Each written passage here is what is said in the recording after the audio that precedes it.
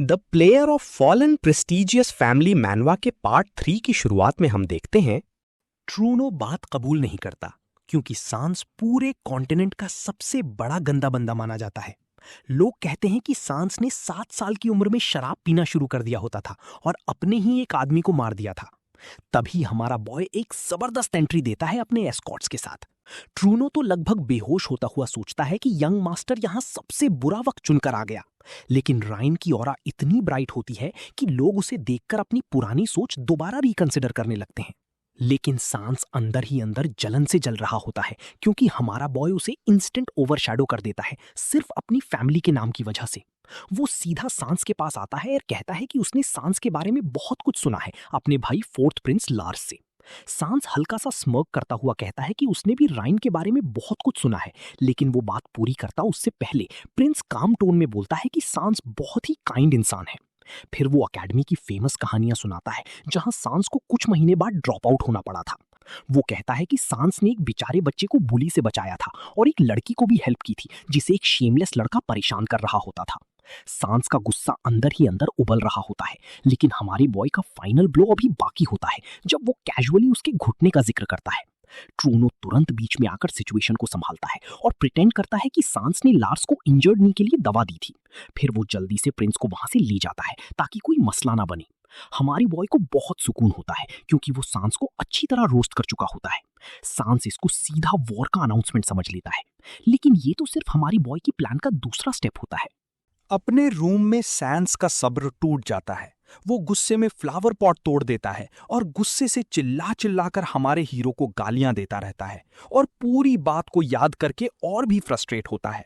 उसे रियलाइज होता है कि लार्स को शायद ये पता चल गया है कि वो एकेडमी छोड़कर नहीं गया था बल्कि एक्सपेल हुआ था। वो गुस्से में अपना सर पकड़ लेता है। वो खुद से कहता है कि घुटने वाली बात कभी भी बाहर नहीं आनी चाहिए। फ्लैशबैक होता है जहां वो मुश्किल से अपनी काम एक्सप्रेशन को कंट्रोल कर रहा होता है। लार्स के आसपास लाइटनिंग मैजिक घूम रहा होता है और वो सैंस को बोलता है कि इस बार उसने बहुत बड़ी गलती करी है। सैंस बहाने बनाता है, कहता है कि उसे नहीं पता था कि वो लड़की लार्स की पार्टनर है। वो तो सिर्फ उस कॉमन गर्ल को ग्रीट कर रहा होता था। और सैंस को याद दिलाता है कि एकेडमी में सबसे पहले हर कोई एक स्टूडेंट होता है। फिर वो उसे हुक्म देता है कि अभी के अभी घुटनों पर बैठ जाओ। लार्स उसे वॉर्न करता है कि अगर उसने दिल से माफी नहीं मांगी तो पूरा पार्टन घराना तबाह हो जाएगा और वो खुद सैंस को मिटा देगा। सैंस इंसल्ट फील करता हुआ घुटनों पर गिर जाता है और लार्स की लाइटनिंग उस पर बिल्कुल पॉइंटेड रहती है। रियलिटी में वापस आकर सैंस एक और गुस्से भरी चीख निकालता है। वो खुद से कहता है कि उसे अपना प्लान जरूर कंटिन्यू रखना है और कसम लेता है कि वो लार्स के छोटे भाई को हमेशा के लिए चुप करा देगा।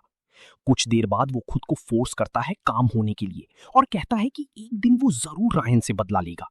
फिर दरवाजे पर हल्की सी नॉक होती है और वो एंट्री की इजाजत देता है। एक शख्स कमरे में आता है जिसे देखकर सैंस जरा शॉक होता है क्योंकि इस तरह की विजिट की उसे बिल्कुल उम्मीद नहीं थी। वो शख्स और कोई नहीं, ट्रूनो हिल्डा होता है। टाइम स्किप होता है प्रिंसेस पार्टी के बाद जहां हमारा हीरो अपने कैरिज में घर लौट रहा होता है। वो सोच रहा होता है कि इवेंट में उसने अपने तमाम गोल्स पूरे कर लिए और नोबल्स पर भी अच्छा इंप्रेशन छोड़ा है।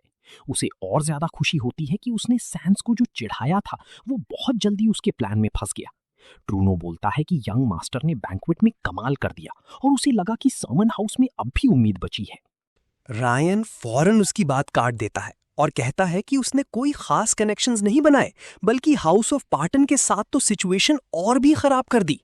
जनरल मैनेजर तुरंत अपनी बात सुधारता है और कहता है कि सांस के खिलाफ जो स्पीच यंग मास्टर ने दी वो टॉप लेवल थी। हमारा हीरो और कैरिज के सेंटर में एक बटन दबाता है।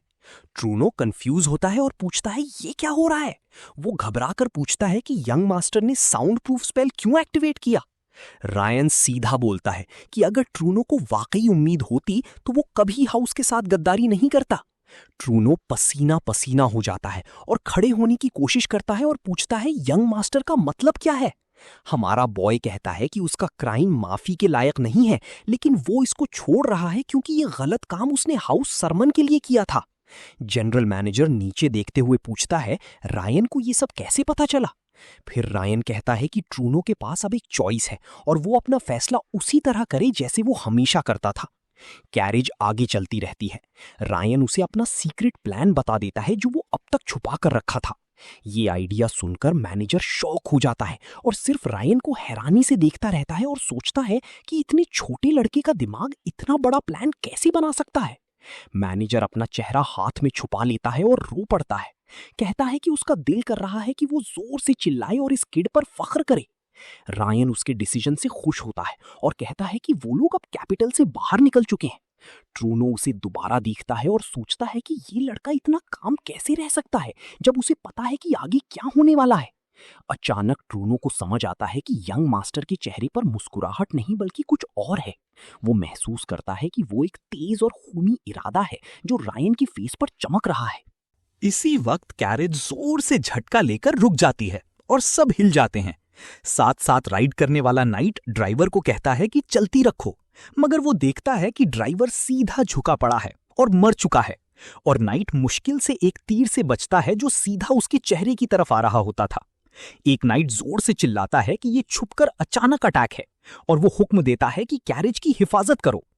अटैकर्स जहर भरे मैजिक एरोस चला रहे हैं। मेज लोग फौरन एक प्रोटेक्टिव शील्ड खड़ा कर देते हैं। नाइट कैप्टन कमांड पकड़ लेता है, एरोस को साइड करता रहता है और चीख कर कहता है कि सामने आओ डरपोक लोगों। एक और नाइट को कुछ अजीब लगता है और वो कैप्टन को वॉर्न करता है कि कार्ड के करीब मत जाना, चाहे कोई अपना ही क्यों ना हो। फिर वो नाइट बोलता है कि कैरेज खाली है। सब लोग हैरान रह जाते हैं। रायन को कोई उठाकर ले गया था और अब वो आदमी उसे घोड़े पर लेकर कहीं दूर जा रहा होता था। इस दौरान हमारा हीरो सोच रहा होता है कि कितना वक्त गुजर चुका है। उसे अपनी पिछली जिंदगी का वो वक्त याद आता है जब उसे किडनैप किया गया होता था। उसके घर वाले पैसे और वक्त दोनों बर्बाद करते रहे उसकी तलाश में और इसी चक्कर में सेरमन फैमिली तबाह हो गई। मगर अब क्योंकि उसे फ्यूचर का पता है, रायन पूरी तरह यकीन रखता है कि वो सब कुछ बदल देगा। इसीलिए दोबारा जिंदा आने के बाद उसने अपनी फैमिली को बचाने की बिल्कुल कोशिश नहीं की। वो जानता था अगर वो कुछ करेगा तो दूसरी नोबल फैमिलीज उसके पीछे आ जाएंगी। इसीलिए उसने खुद को बिल्कुल लूजर दिखाया ताकि सब समझें कि वो बेकार हैं। लेकिन पार्टन फैमिली दूसरों की तरह सिर्फ ताकतवर लोगों को नहीं मारती, इसलिए उसे पक्का था कि वो एक दिन उसे मारने की कोशिश करेंगे। खुशकिस्मती से लगता है सैन स्पार्टन उसके ट्रैप में फंस चुका है। इसका मतलब है कि वो जरूर कैपिटल वापस जाते वक्त कुछ करने की कोशिश करेगा और इसी वजह से हमारा लड़का पहले से एक प्लान बनाकर तैयार था जिसमें ट्रूनो भी शामिल था, जिसे पार्टन फैमिली ने रायन को किडनैप करने भेजा था। ट्रूनो के पीछे घोड़े पर लेटा हुआ रायन उसे कहता है कि प्लान के मुताबिक रोल निभाओ और बाद में वो उसको माफ कर देगा। इसी के साथ साथ हमारा प्रोटैगनिस्ट अपने लेवल्स भी बढ़ाने में लगा हुआ था और अब वो लेवल 20 तक पहुंच चुका था। थोड़ी देर बाद ट्रूनो मंजिल पर पहुंचता है और रायन को जो बेहोश होने का ड्रामा कर रहा होता है सैन स्पार्टन के हवाले करने लगता है। हकीकत में ट्रूनो सेरमन फैमिली का हेड मैनेजर है जिसने पार्टन फैमिली से डील की थी कि वो यंग मास्टर को उनके हाथ बेच देगा। भले ही रायन ने उसे पकड़ लिया था, लेकिन सैन्स अब भी सोचता है कि ट्रूनो उनका बंदा है क्योंकि यही प्लान था। उनके अग्रीमेंट के मुताबिक सैन्स उसे वो इंफॉर्मेशन देता है जिसका ट्रूनो ने वादा किया था। वो कहता है कि ये आइसन फैमिली की इंटेलिजेंस से ली हुई है, इसलिए बिल्कुल ठीक है। जब ट्रूनो अब भी शक करता है तो सैन्स कहता है कि हम भी ड्रिया कॉन्टिनेंट की नोबल हैं, लेकिन असली बिजनेस हमारा इंफॉर्मेशन बेचना ही है। और फिर वो ट्रूनो को डॉक्यूमेंट्स दे देता है। सैन्स ट्रूनो को बताता है कि इन डॉक्यूमेंट्स में सेरमन फैमिली के असली मिशन की आई विटनेसेस की तमाम जानकारी लिखी हुई है। ये सुनते ही रायन को फाइनली समझ आ जाता है कि ट्रूनो ने उसे क्यों बेचा, क्योंकि रायन एक लूजर समझा जाता है जो अपनी फैमिली और स्टेटस के लिए कुछ नहीं कर सकता। लेकिन उसका बड़ा भाई इतना स्ट्रांग है कि वो दोबारा फैमिली का नाम उठा सकते हैं। ट्रूनो जानता था कि आइसन फैमिली के पास ये इंफॉर्मेशन है, लेकिन वो सीधा उन तक नहीं पहुंच सकता था, इसलिए उसने पार्टन फैमिली का इस्तेमाल किया।